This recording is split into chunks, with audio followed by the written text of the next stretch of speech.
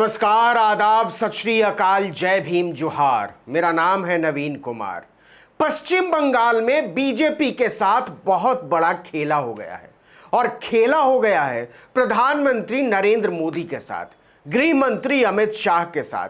याद कीजिए, जब बंगाल में विधानसभा के चुनाव हो रहे थे तो अमित शाह ने क्या कहा था। उन्होंने कहा था कि बंगाल में चुनाव खत्म होते होते टीएमसी में ममता बनर्जी अकेली नेता रह जाएंगी। आपको याद हो तो उन दिनों टीएमसी छोड़कर बीजेपी में शामिल होने वालों की लाइन लगी हुई थी।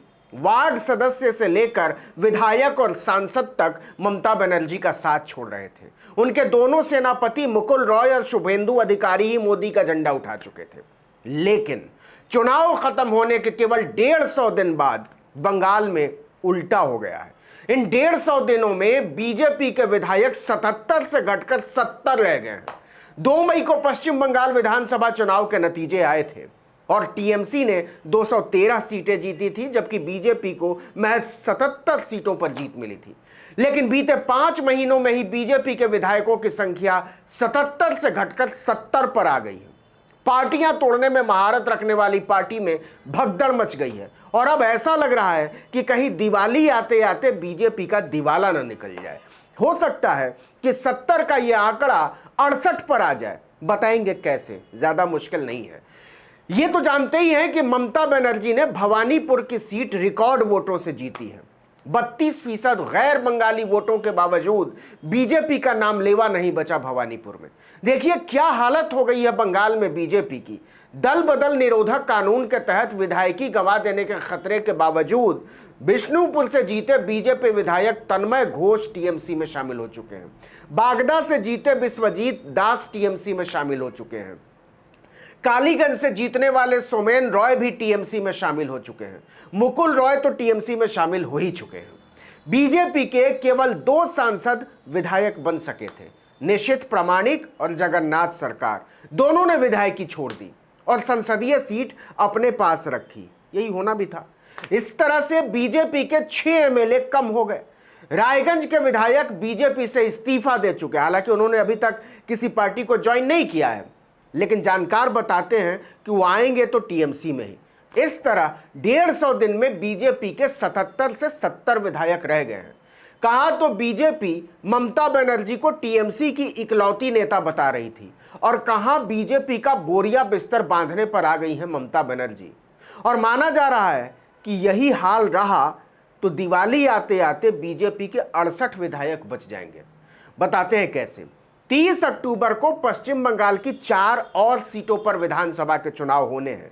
कूच बिहार के दिनहाटा सीट पर, नादिया की शांतिपुर सीट पर, नॉर्थ 24 परगना की खरदा सीट पर और साउथ 24 परगना की गोसाबा सीट पर।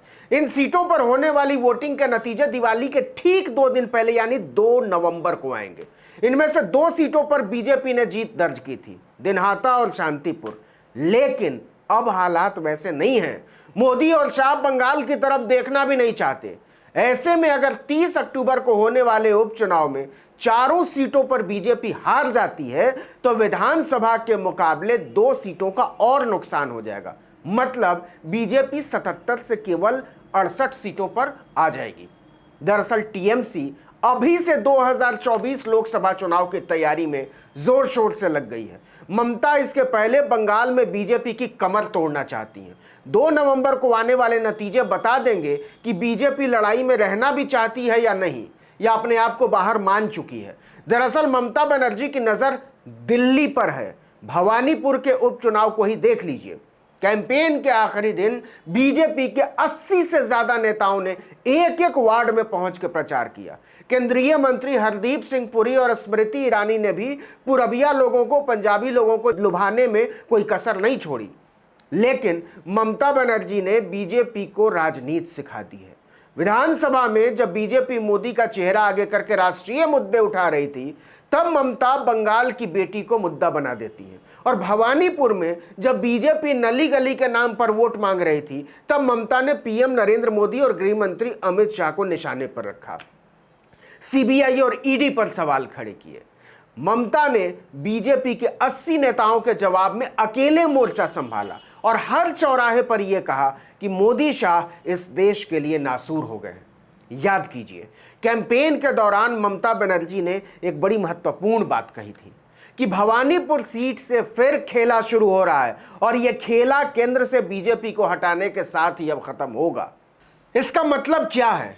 इसका मतलब सीधा सा यह है कि इस चुनाव के बहाने ममता ने खुद को मोदी के खिलाफ एक तरह से खड़ा करने की कोशिश की है। उन्होंने कांग्रेस को भी नहीं छोड़ा।